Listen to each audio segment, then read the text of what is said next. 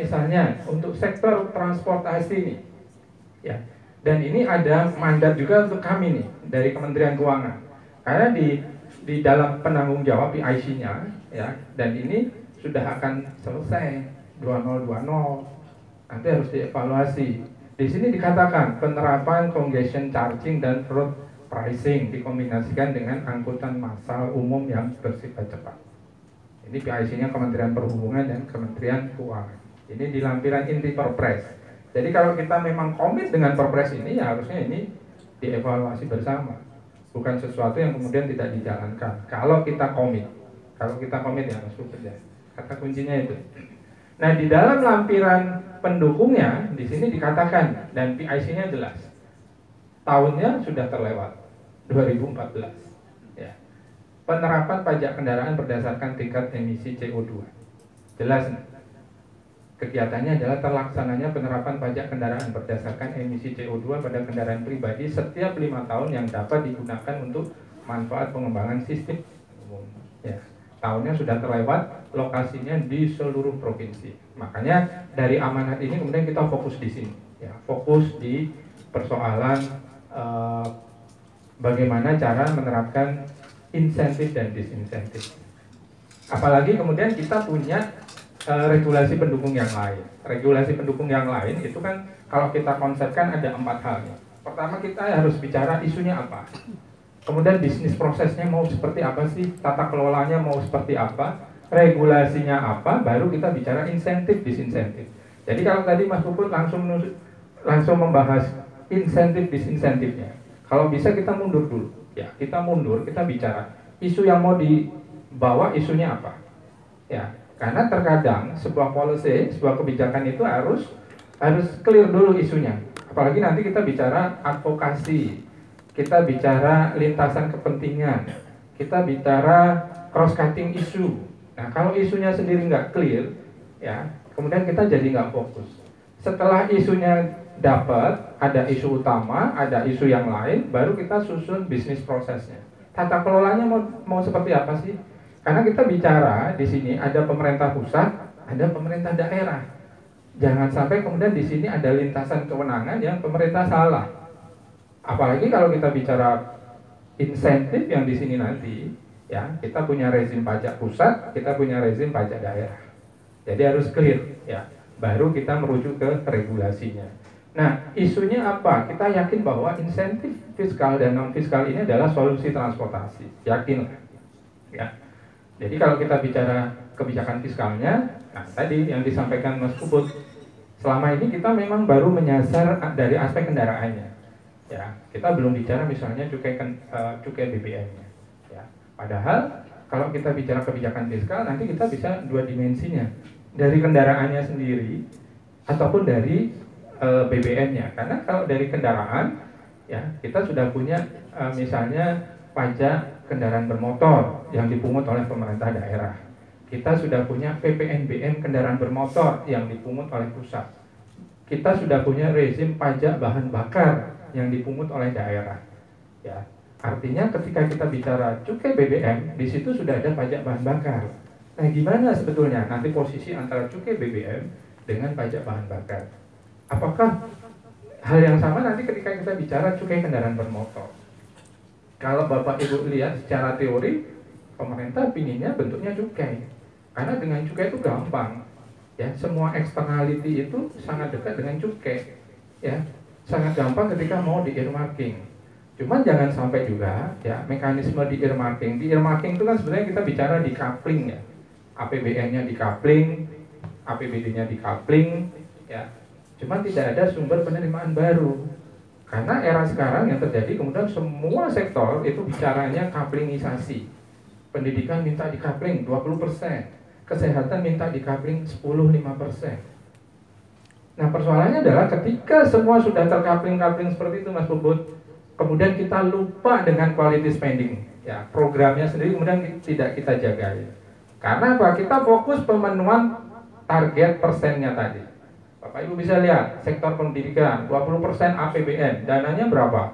Ribuan triliun. Sekarang saya tanya, quality spending pendidikan kita seperti apa? Kesehatan seperti apa? Contoh paling gampang, lihat indeks kinerja di IPM.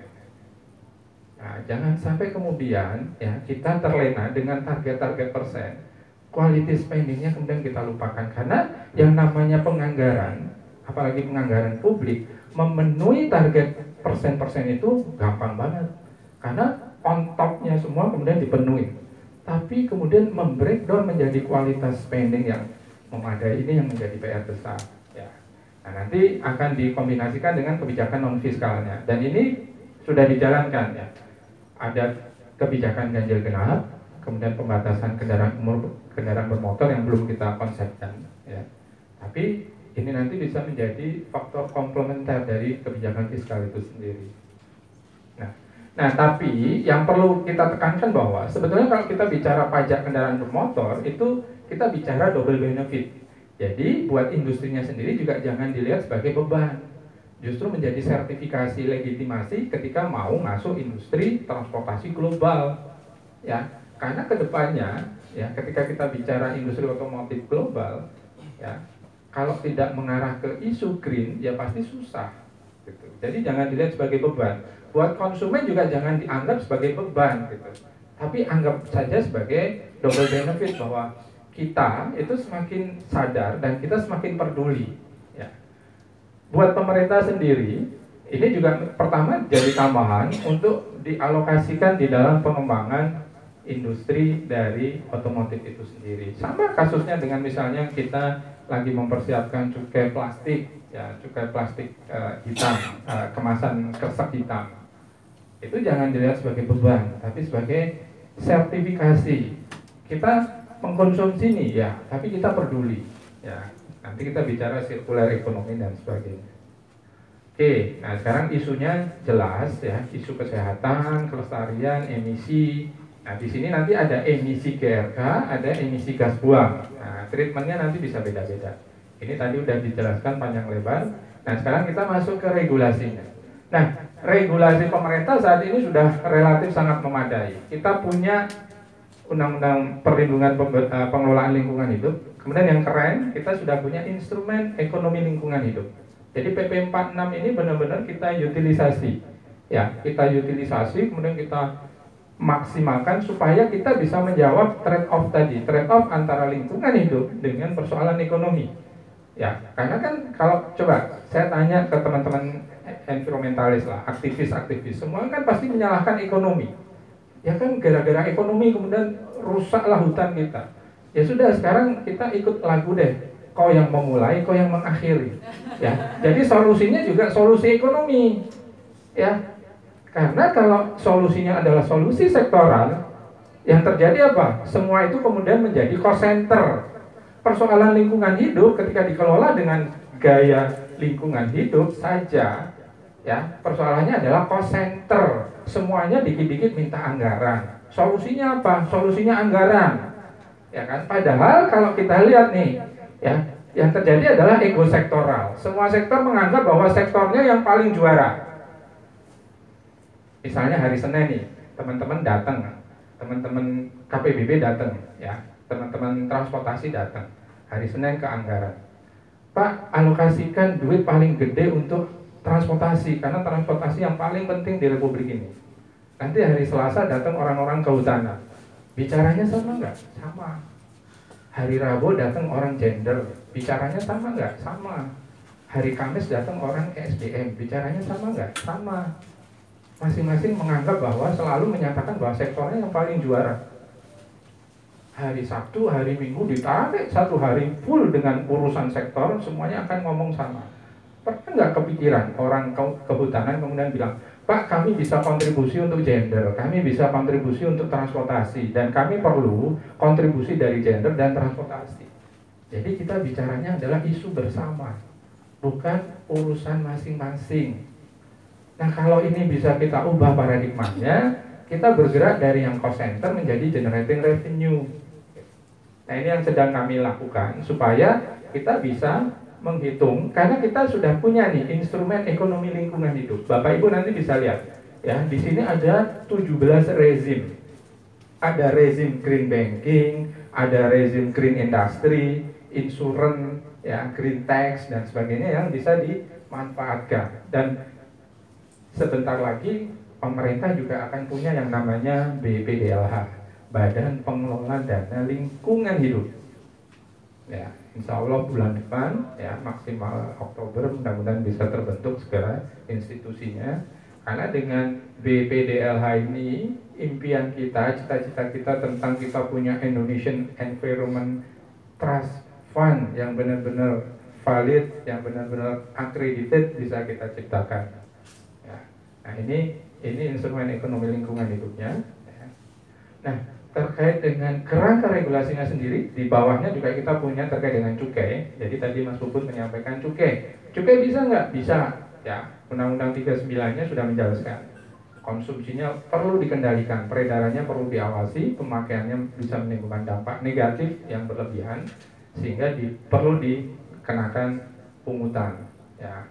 Kemudian Undang-undang pajak daerah juga penting karena di sini ada PKB, ada pajak bahan bakar, ya. Nah, ini rezim pajak daerahnya. Ini semua dipungut oleh provinsi, yang di sini dipungut oleh kabupaten kota. Dan ini sangat dekat dengan transportasi, ya.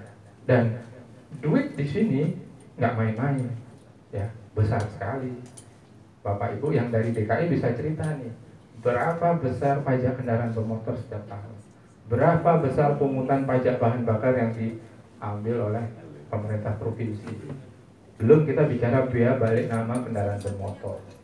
Ya, di sini besar dan di sini ada duitnya. Nah, apakah kemudian ini yang perlu kita efektifkan, ya, dengan menambah regulasinya, kita tambah daripada kita menciptakan sesuatu dari yang baru. Kalau saya lebih senangnya seperti itu. Karena yang di pusat pun, ya, yang di pusat pun sedang kita perbaiki bareng-bareng, Bapak Ibu. Ya, yang di pusat sedang kita perbaiki bareng-bareng. Ya, caranya gimana? Yang di pusat, tadi kan kalau kita bicara idealnya, kalau kita bicara industri kendaraan bermotor itu pungutan yang paling gampang dua. Pungutan terhadap emisi GRK-nya, karena dia industri yang memberikan emisi, sekali dipungut ketika dia beli kendaraan bermotornya, sekali nih, seumur hidup. Ya. Nah, dipungut di pusat apa? Yang paling ideal itu adalah cukai kendaraan bermotor. Sekali, ya, sekali beli. Sama kayak kasus kita misalnya Anda merokok, beli rokok sekali, kan Anda beli cukainya sekali nih, ketika beli rokoknya. Tapi ketika kita bicara cukai kendaraan bermotor, pemerintah sudah ada pajak penjualan atas kendaraan bermotor di situ, PPNBM kendaraan bermotor, ya. Jadi antara idealis harus dikondisikan dengan fakta. Nah, sekarang kemudian yang kita perbaiki adalah karena kita baru mengarah roadmap ke cukai kendaraan bermotor, berarti yang kita perbaiki PPNBM kendaraan bermotornya. Ini yang sedang dilakukan pemerintah pusat dan sebentar lagi akan finalisasi peraturan Menteri Keuangannya. Nanti kita bicara PPNBM yang saat ini. Nah, berarti ada potensi berikutnya nih, pajak emisi gas buangnya. Karena kan gas buang yang setiap tahun dikeluarkan.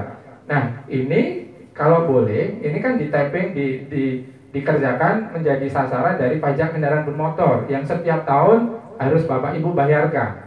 Nah, skema disinsentif ataupun insentif itu bisa juga nanti misalnya Mas Puput pikirin nih, ya. Misalnya gini, teman-teman di daerah kan punya rezim pajak kendaraan bermotor, kemudian koordinasi dengan ATPM, ya, untuk mewajibkan adanya perbaikan tahunan atas kendaraan sebelum mau bayar PKB. Begitu dites, yang lulus uji emisinya bagus dikasih insentif, yang ada di bawah ambang emisinya kurang bagus dikasih disinsentif. Dalam bentuk apa? Nah, persen dari pungutan PKB-nya itu yang dimainkan. Nanti kita lihat undang-undang pajak daerah, retribusi daerahnya, dia batas atasnya berapa. Nah, itu skema insentif disinsentif yang paling gampang, ya. Nah, kalau yang di pusat itu kita sedang memperbaiki yang ini, pajak kendaraan penjualan atas barang mewah. Karena Bapak Ibu perlu sadari bahwa rezim PPNBM kita itu masih mengadopsi pemikiran lama, pemikiran konvensional zaman penjajahan. Yang namanya mobil mewah itu sedan, Jadi semua tarif PPNBM itu paling besar untuk sedan. Bahkan ketika cc-nya kecil pun tarif tertingginya sedan. Masalahnya adalah tren masyarakat sekarang kan, coba saya tanya, varian sedan apa yang keluar terbaru? Bapak Ibu pasti sudah lupa. Karena memang sekarang kan trennya bukan sedan malah, ya. Karena definisi sedan itu 3 bagian, ada bagasi, tengah, sama depan. Nah, yang terjadi sekarang jarang. Yang varian sedan itu jarang. Yang banyak kan compact city car, ya, SUV, MPV dan sebagainya. Yang tidak ada bagasi belakangnya. Jadi dia tidak masuk kategori sedan. Akibatnya apa? Ya PPNBM-nya tarifnya jadi kecil. Jumlah kendaraan bermotornya meningkat terus, PPNBM-nya. Nah, ini yang sedang kita perbaiki. Jadi di revisi PPNBM tidak lagi ada dikotomi antara sedan dan non sedan, ya. Karena terkesan jadul banget ya. Kalau zaman dulu kita nonton film Benyamin, itu orang kaya memang pakainya sedan. Sekarang kan malah pakai sedan malu katanya. Nah, ini contoh pemikiran yang sedang kita reformasi. Karena faktanya ya ini, ketika lapisan tarif ini, tarif yang paling banyak adalah sedan, yang paling mahal sedan. Padahal faktanya masyarakat sekarang sudah tidak menikmati banyak sedan. Semuanya berlomba-lomba justru compact car. Nah, ini yang sedang kita perbaiki. Ya. Oke, mungkin itu Mas Puput yang bisa kami sampaikan. Kurang lebihnya mohon maaf. Wabillahi taufiq wal hidayah. Assalamualaikum warahmatullahi wabarakatuh.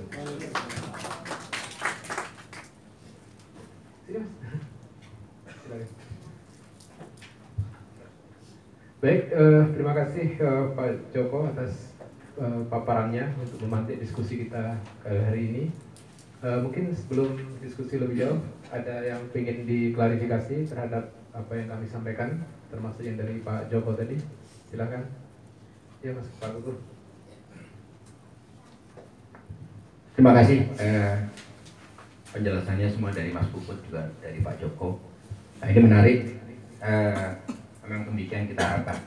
Terkait dengan tujuan yang utama tadi adalah pengurangan emisi. Sebetulnya yang disampaikan oleh Mas Puput ya, dari kalangan industri sebetulnya itu menunggu kejelasan. Jadi kita tadi sampai ke detail dan sebagainya. Tatanannya sudah ada. Kita sudah ada di Euro 2, Euro 4 yang dilakukan. Euro 4 ini belum sebelumnya dilakukan. Yang untuk gasolin sudah dilakukan tahun lalu. Yang untuk diesel baru dilakukan nanti rencananya tahun 2021. Yang jauh lebih penting dan yang ditunggu oleh para pelaku usaha adalah kepastian. Langkah berikutnya yang seperti apa, konsekuensinya seperti apa. Karena kalau memang global, betul arahnya global, memang industri akan senang saja.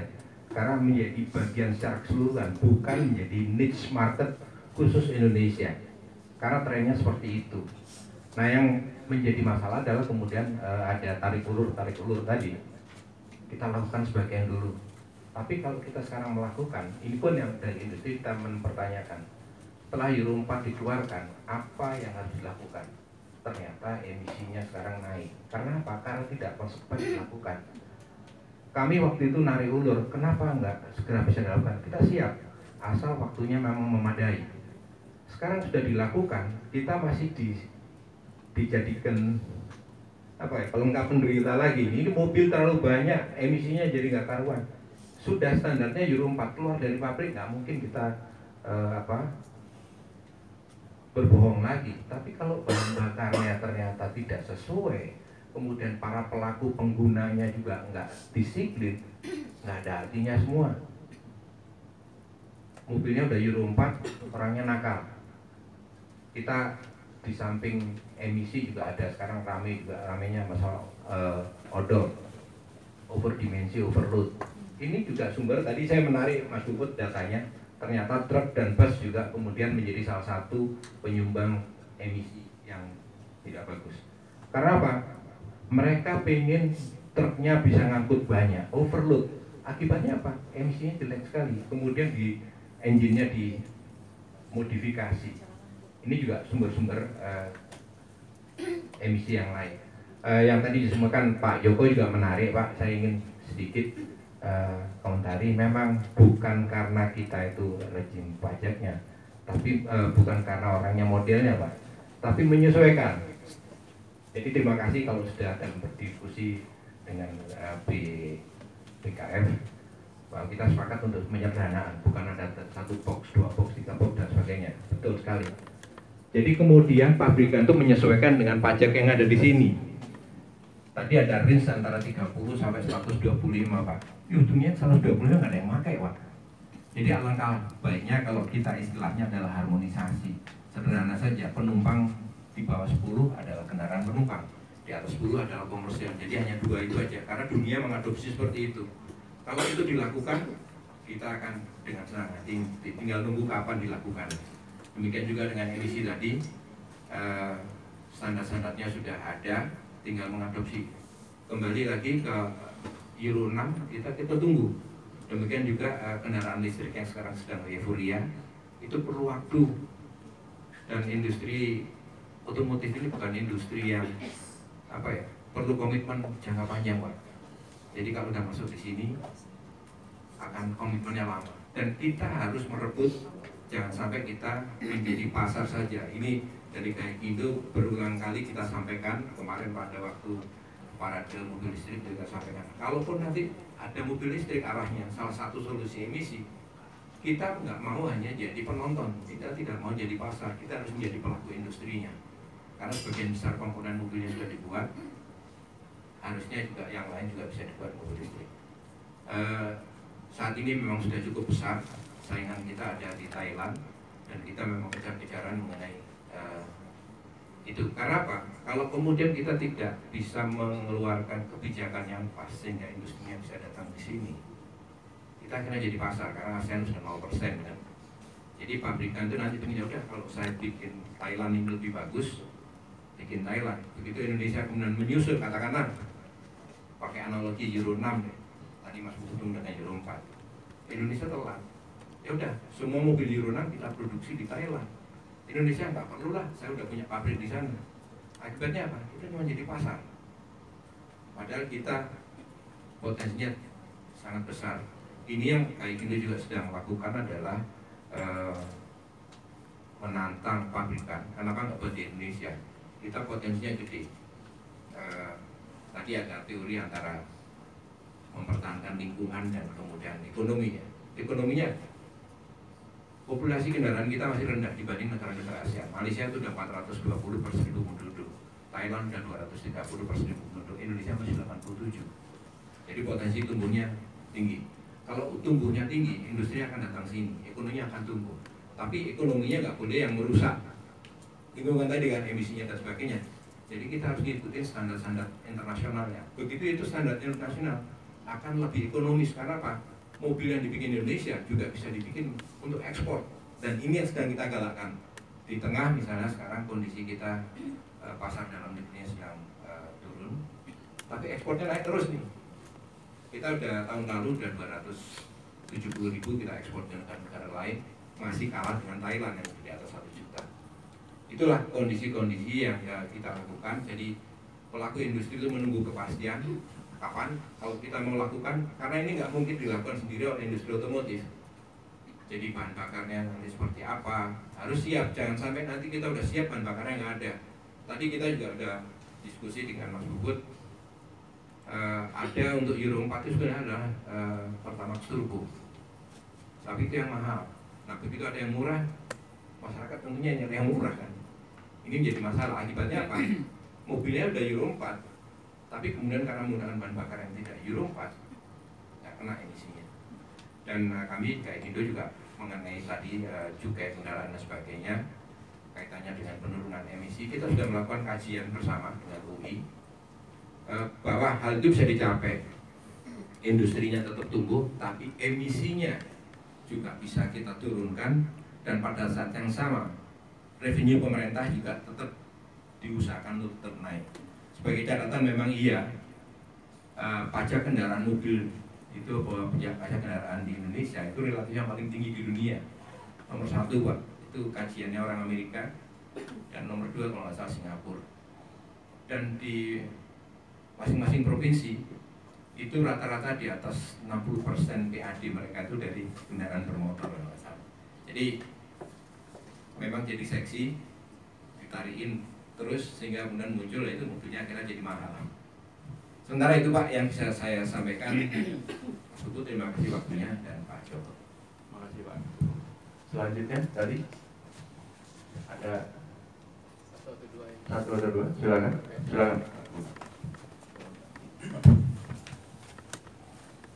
Sumbang sangat saja. Kalau kita biasanya komitnya berdiskusi. Ini sudah saya alami dengan Mas Puput dari 2007 gitu, dan sampai hari ini masih berdiskusi terus gitu. Ada satu yang memang yang sudah dipropos sejak lama, yaitu electronic road pricing ya, dan tampaknya mandul. Saya katakan begitu kenapa? Karena memang komitmen itu harusnya datang dari pemerintah daerah dulu. Jadi tidak ujuk-ujuk langsung ke pemerintah pusat. Nah, kami yang memang di pemerintah pusat itu selalu mengadopsi dulu. Nggak mungkin pemerintah pusat itu langsung masuk kepada bisnis prosesnya kalau daerahnya juga tidak ada komitmen. Dan ini sudah berkali-kali kami alami. Ada janjinya, tadi Mas Joko sudah sampaikan, ketika MRT beroperasi, maka saat itu lonceng berbunyi. Artinya electronic pricing bisa diterapkan. Tapi dilalahnya kebijakan yang kami amati itu lebih banyak bersifat populis gitu. Yang tadi lah ganjil genap lah, ya entah apalah, yang mungkin di tengahnya ganjil unik genap gitu ya. Artinya apa? Yang ini boleh, yang lain jangan, sebaiknya diteruskan. Ya itu contohnya, ya kendaraan bermotor sendiri roda 2 itu masih diperkenankan, jamnya juga ditolerir. Nah, hal-hal begitu aja kebijakan yang mau boleh saja. Ya bukan kita tidak setuju, seperti kayak di Cikini trotoarnya ditambah lebarnya, setuju saja gitu, tapi bukan itu yang sebenarnya. Nah, saya secara pribadi menyarankan, ini aturan sudah juga banyak, ini Mas Puput dan tim merumuskan dulu, regulasinya udah banyak banget. Kalau cukai itu akhir deh, nanti apakah itu mau perlu gitu loh. Tapi sebenarnya tugas kita tujuannya apa? Saya yang pertama, emang kita itu mau mengenerate revenue, kan bukan itu. Yang berikutnya adalah, kalau saya katakan, kita ingin mengendalikan pencemaran tadi. Itu sebenarnya kuncinya gitu loh. Kalau kita mengendalikan, maka ya memang agak sulit kita ya. Oh kita juga revenue-nya perlu kita seimbangkan, ya bisa saja, tapi pasti takes time gitu loh. Nah nanti kalau bisa dari hasil kajian ini, bagaimana mendorong reward and punishment itu datang dari pemerintah daerah dulu. Jadi kalau masyarakat sebenarnya mau melihat ada nggak sih konsistensi dari kebijakan tadi dari gaya guna bilang gitu. ERP aja nggak bisa diterapkan, itu salah satu bentuk ketidakkonsistenan sebenarnya. Artinya pemerintah daerah itu tidak mampu menerapkan itu kebijakan. Selalu khawatir. Padahal kalau dimulai saja, mengapa tidak gitu? Padahal itu yang ditunggu. Dengan cara itu sebenarnya kita mau melihat dengan diterapkannya ERP, berapa sih kendaraan yang akan beroperasi setiap harinya kan? Kita mulai dulu gitu, baru kita bisa evaluasi. Bagaimana bisa kita mengevaluasi kebijakan sementara implementasi tidak pernah ada. Itu yang ini. Nah, kalau memang sudah hal-hal itu sudah kita bisa rangkum dengan baik, tadi Mas Joko sudah sampaikan, nanti baru disinsentif dan insentifnya akan bisa. Banyak contoh sebenarnya, Pak Erwin nanti bisa kasih contoh, ada kebijakan yang tentang sampah sendiri sampai saat ini, jalannya nah. Tapi komitmennya sendiri dari mana? Daerah yang kita harapkan. Ternyata sampai saat ini komitmen daerah masih selalu mengandalkan dukungan dari pusat. Gitu. Nah hal-hal inilah yang menjadi cerminan perlu dimusuhkan. Oh ini sudah ada, tapi tidak dijalankan. Harusnya sudah jalankan dulu. Evaluasi selanjutnya apa? Bentuk dukungan yang lain. Kira-kira itu masuk dari kami. Terima kasih. Terima kasih Pak Tuhan. Silakan.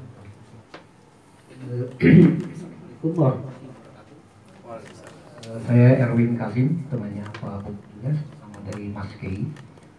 tapi setidaknya sebagai penggiat juga di energi baru terbarukan. Dari apa yang saya amati selama ini 3 tahun terakhir lah setelah saya meninggalkan dunia hitam. Dulu saya bekerja di oil and gas company, jadi sekarang sudah tinggalkan crude oil, sekarang masuk ke daerah baru, itu bayi yang lahir namanya renewable energy. Dari sekian banyak kasus yang saya pelajari, regulasi sudah banyak, betul Pak, seminar sudah nggak bisa dihitung lagi, SDD juga sudah banyak sekali, jadi industri seminar yang mungkin lebih baik sekarang memberikan potensi bisnis ini. Intinya adalah di keuangan atau di pendanaan, karena bagaimana kita ingin membeli sesuatu yang bersih tapi mahal, sementara masih ada juga barang murah yang kotor. Ini fakta di lapangan. Kalau saya sekarang bawa kendaraan saya pakai Kijang.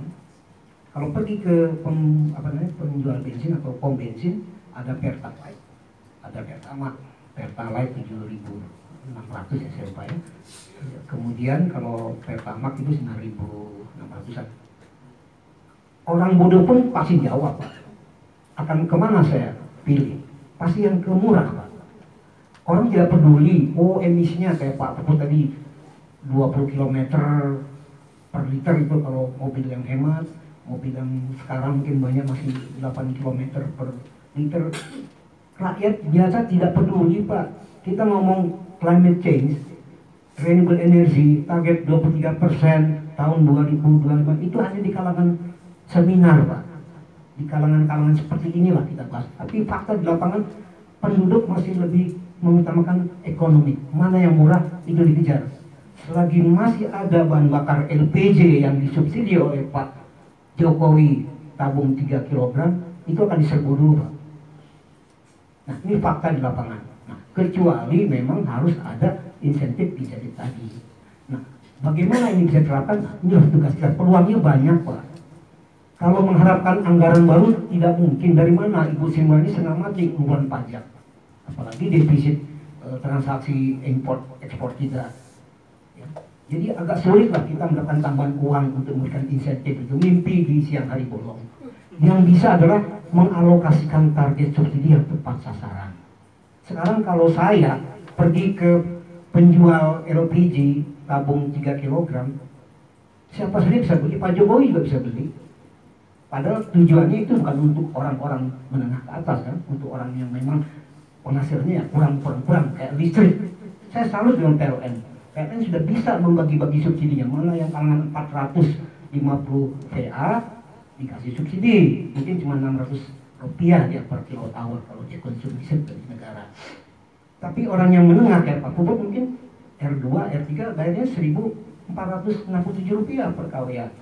Sudah bisa otomatis sistem yang bekerja. Sistem begitu dia beli token, begitu R sekian langsung harganya sudah disesuaikan. Nah, ini yang mungkin perlu diterapkan untuk BBM.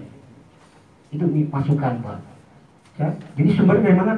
Dari sumber subsidi yang harus dialokasikan dengan tepat sasaran. Selisihnya bisa kita ambil. Barangkali mungkin banyak pelanggan-pelanggan listrik 900 VA yang sudah tidak pantas lagi mendapatkan subsidi gitu. Nah, ini kan nggak pernah direview. Diambil datanya dari BPS mungkin tahun 2015 atau 2014. Orang kan berubah, Pak, secara ekonomi. Yang mungkin miskin tahun 2014 mungkin sekarang dia sudah mampu untuk biaya sendiri kehidupannya. Tapi ya dari subsidi yang dilihat kembali. Kemudian yang kedua, mengenai pajak kendaraan bermotor, saya sekarang itu harus segera dilakukan, Pak. Siapa yang mengemisi gas buang kotor harus kena pajak lebih besar daripada orang yang membuat gas emisi lebih kecil. Teknisnya di mana? Inilah tugas kita bersama. Karena memang infrastruktur itu dibangun per uang, Pak.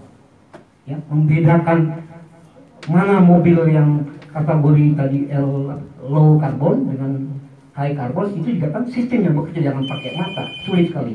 Apalagi kalau ada emisi dilakukan pengawasan di lapangan, orang main hengki-pengki nanti kan, bayar 30.000 lulus. Tidak boleh, harus pakai sistem lagi sekarang. BPKB. Kemudian peluang pajak untuk bukan pajak, parkir motor, parkir kendaraan. Sekarang mobil mewah, mobil butut begitu masuk ke parkir sama aja bayar juga. 5.000 per jam atau ada yang 1.000 per jam. Nah, itu harus dibedakan Pak. Kalau perlu free dulu Pak di awal pertama untuk mendukung Perpres 55 yang baru keluar kemarin Pak. Ya, Pak Jokowi menggalakkan industri mobil listrik. Nah, tolong itu diberikan insentif. Parkir mungkin bebas selama 3 tahun. Kemudian yang kedua mungkin BPKB-nya, pajaknya mungkin sudah harus turun dari yang sekelasnya. Kemudian yang ketiga, kalaupun dia lewat jalan tol barangkali dibedakan Pak. Mobil yang pakai bensin dengan yang non bensin harus dibedakan tarifnya Pak. Jadi inilah upaya-upaya kita yang bisa digunakan untuk mengurangi bagaimana supaya orang tidak bakar lagi fosil yang mengemisi gas CO2 dan lain-lainnya.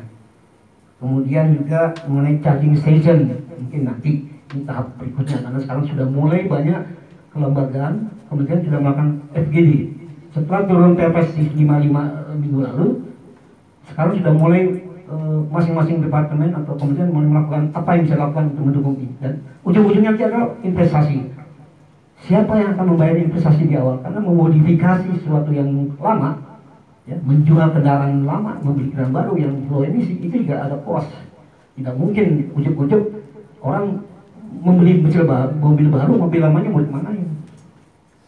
Garasi aja udah pas-pasan, taruh di depan ditarik nanti sama Departemen Perhubungan, kan nggak boleh pakai sembarangan. Jadi ini juga hal yang perlu dipikirkan. Orang buang barang bekas, gimana caranya supaya barang lamanya ya hilang dari mata, tapi jadi pakai lagi sama orang lain. Percuma aja saya jual mobil saya yang pakai bensin, katakanlah Kijang dijual 200 juta, dipakai sama si B, dia bakar emisi lagi di tempat rumahnya. Sementara saya udah pakai mobil baru nih, saya beli dengan harga 400 juta, mobil motor listrik ya, mobil listrik. Tapi kan nggak menekan masalah lingkungan, hanya pindah halaman saja. Mobil saya tadi di sini mengemisi, pindah ke tetangga. Kemudian mengenai ini insentif untuk pabrik yang terkait dengan low emission tadi, termasuk baterai Pak. Ini sekarang sudah mau dikembangkan karena kunci dari pengurangan emisi dari transportasi adalah harus menggunakan mesin listrik karena tidak ada emisi sama sekali. Nah, kunci di industri mobil listrik hanya baterai. Baterai itu masih mahal. Memang kelihatannya murah, tapi begitu 3-4 tahun lagi baterai harus diganti. Mengganti baterai itu 30% harga mobil Pak. Ya, mahal sekali baterainya. Kemudian menggalakkan sepeda. Di negara-negara Eropa yang sudah maju kayak Jerman, itu orang biasa pakai sepeda di jalan kota. Ada apa ya, semacam jalur khusus untuk sepeda. Jadi sepeda harus digalakkan dan jalan kaki juga harus digalakkan. Jadi Pak, maaf Pak Agunan, kalau memang sekarang pemerintah DKI memperbaiki trotoar, itu harus didukung Pak. Karena mungkin ada orang yang dulu nggak mau jalan, sekarang mau jalan Pak. Tadinya masih tetap angkot dia Pak. Tapi sekarang dengan adanya jalan yang rapi, bersih, aman, jalan kaki dia. Terus kan ada otopet, saya udah lihat sekarang banyak otopet pakai Grab, itu dengan pakai HP dia udah pakai otopet. Sudah banyak sekarang Pak terapkan. Kemudian rooftop, pemasangan solar panel di atap, sama Pak. Kita sudah sejak tahun 2000 berapa itu KEN atau Dewan Energi Nasional sudah mengeluarkan peraturan kepada pemerintah 25% dari luasan atap bangunan pemerintah BUMN harus dipasangkan rooftop. Dalam rangka apa? Untuk mengurangi konsumsi listrik yang dari BBM, tapi dia bisa menjadi listrik dari sinar matahari. Tapi kan tidak pernah dibahas dari mana uangnya. Investasinya siapa yang harus siapkan? Tidak mungkin swasta kalau harganya masih payback-nya 10-11 tahun. Tapi kalau payback-nya dibuat 3-5 tahun, mungkin semua orang akan pasang rooftop hari ini. Tanpa dia membayar investasi, pinjam uang kayak KPR, pinjam uang ke bank. Seperti sekarang pegawai-pegawai yang baru masuk, lulusan sekolah, dengan gaji 5-6 juta, dia udah bisa mengajukan anggaran pinjaman uang untuk beli rumah dengan KPR. Nah, sama untuk industri pengurangan emisi harus diterapkan prinsip-prinsip seperti itu. Jadi orang berani mengganti mobilnya yang tadi bakar BBM dengan membeli mobil baru, tapi tidak perlu pakai uang investasi dia. Dia mungkin dapat pinjaman lunak 15 tahun, kemudian dia bisa cicil bayar mobil itu, termasuk untuk rooftop tadi, dia bisa pasang 5 kilowatt peak, itu harga sekitar 70-80 juta rupiah. Tapi dengan adanya insentif dari pemerintah, diperingan mungkin bunga pinjamannya atau diperpanjang tenornya, mungkin dia berani dia pinjam uang itu dengan cicilan gajinya, cicilan dengan uang saving yang dia dapat tidak jadi bayar isi ke PLN. Terus sudah hitung Pak, dengan 80 juta rupiah kita hanya saving 800 sampai 1 juta rupiah per bulan. Artinya saya hanya bisa mengembalikan uang pinjaman saya ke bank 80 juta rupiah selama 9-8 tahun, cukup lama. Mendingan saya belikan ojek harga 15 juta, setoran 20.000 per hari, 3 tahun kembali uang saya. Nah ini orang bisnis Pak, orang bisnis. Nah, ini fakta yang tidak bisa dipungkiri bahwa memang isu ekonomi lebih dominan. Orang lebih mementingkan kantongnya ketimbang mikir udara bersih yang digembar-gemborkan di Eropa. Nah, ini sekedar untuk bahan masukan saja. Mudah-mudahan diskusi ini bisa mengkerucut bagaimana strategi kita mengambil sumber-sumber pendanaan, itu menjadi pokok. Pak Menteri selalu bilang itu green fund available, banyak tersedia, mudah, tapi tappingnya nggak bisa gitu. Jadi ibarat ayam tinggal di lubang padi, ya akhirnya nggak bisa makan padi gitu lucu kan. Nah ini fakta kenyataan di lapangan. Karena prosedur yang dibuat oleh OJK, baik oleh pemerintah juga tidak mudah serta merta orang untuk tapping ngambil dana murah tadi harus ke mandiri tahu sendiri 12% dan tidak pula jaminan mana surat sertifikat tanah kamu. Ini yang membuat kita jadi nggak bisa jalan industri untuk mencapai target emisi yang tadi disayangkan 26 tahun 2000 sekian persen ya. Nah ini mungkin harus jadi fokus bapak-bapak. Kami dari asosiasi bersedia untuk memberikan masukan, tapi seperti yang disampaikan oleh Pak Akindo ya, bahwa kejelasan kepastian itu perlu Pak. Pukul aja palu memang ada resiko. Setiap kebijakan tidak ada yang gratis, pasti ada cost.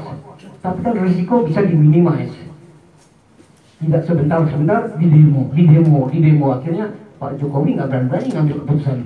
Mau menaikkan harga listrik sampai sekarang nggak berani. Padahal harusnya itu tiap tahun dirubah di situ. Jangan langsung tek naiknya mendadak, tapi gradually. Mungkin tiap 3 bulan naik cuma 1.000 rupiah, nggak akan di demo Pak, 1.000 rupiah. Tapi naik terus, gitu, pelan-pelan. Timbang nunggu 3 tahun naiknya 20.000, ya pasti orang belum ke jalan demo ke Bundaran HI kan. Nah ini yang mungkin jadi masukan kepada bapak-bapak kita supaya lebih smart dalam mengambil sumber-sumber keuangan dari mana. Nah ini saja. Sebenarnya banyak, kalau kita berdiskusi sumber-sumbernya banyak tanpa meminta anggaran baru yang mungkin susah mencarinya. Terima kasih. Masih ada yang menanggapi itu? Yang pertama Pak Kuko, terima kasih Pak. Memang kami juga sering ketemu dengan Kaikindo di dalam proses. Pertama terkait dengan koordinasi memang masih ada PR-nya banyak. Kalau kita bicara contoh paling gampang, kalau terkait dengan kendaraan bermotor kan dengan sektoralnya kita dengan Kaikindo-nya kita serasi. Tapi untuk hal yang lain ternyata kita belum serasi. Ya, ambil kasus contoh, kita masih deadlock untuk pengenaan cukai plastik, kantong plastik hitam. Itu kalau kita sepakat di transportasi, kenapa kita nggak sepakat di plastik? Kan ini contoh bahwa yang namanya kepentingan ini memang masih harus lebih disinergikan gitu. Kemudian terkait dengan apa tadi? Kalau kami justru pernah mengsimulasi seperti tadi Pak, misalnya pengenaan insentif untuk di pajak kendaraan bermotornya. Jadi koordinasi dengan ATPM ini juga menggalakkan standarisasi dari pajak emisi gas buangnya. Jadi misalnya kita mau bayar pajak kendaraan bermotor tahunan nih, kita kan sudah punya waktunya, tenggatnya. Misalnya bulan depan kita harus bayar PKB. Nah dikasih tenggat, ATPM menginfokan bahwa sebelum kita bayar PKB itu diberi fasilitas kita boleh untuk diperbaiki ketika kemudian diuji ternyata kita tetap di atas ambang emisinya, artinya standar pajak emisi standar gas buangnya jelek, ya konsekuensinya kita bayar lebih mahal misalnya. Kalau kita lebih bagus, kita dapat diskon penurunan PKB-nya. Itu saya pikir hal yang sederhana, tapi bisa implementasi dari skema insentif disinsentif yang akhirnya mengubah pola perilaku dari konsumennya. Itu kan dengan APM Pak, kalau udah sampai ke mobil yang diuji itu end user Pak, ya. Kita udah nggak ikut. Ya, nggak, maksudnya nanti kita koordinasi karena kan yang akan yang difasilitasi oleh si ATPM. Jadi misalnya dia kampanye uji perbaikan gratis menjelang tes misalnya diikutkan dengan kewajiban untuk servis bulanannya dia, berkalanya dia. Ini hal yang sederhana tapi bagus sekali. Kemudian yang kedua terkait dengan truk tadi Pak. Memang benar bahwa sebetulnya pemerintah pusat ini mendorong supaya yang namanya industri logistik nasional itu bergeser ke kereta api Pak. Karena benefitnya lebih jelas gitu loh. Apalagi dulu ketika kita masih terbebani dengan subsidi BBM, itu kita udah habis-habisan ketika bicara industri logistik masih bergantung pada truk gitu. Itu memang kita dorong ke logistik menggunakan kereta api.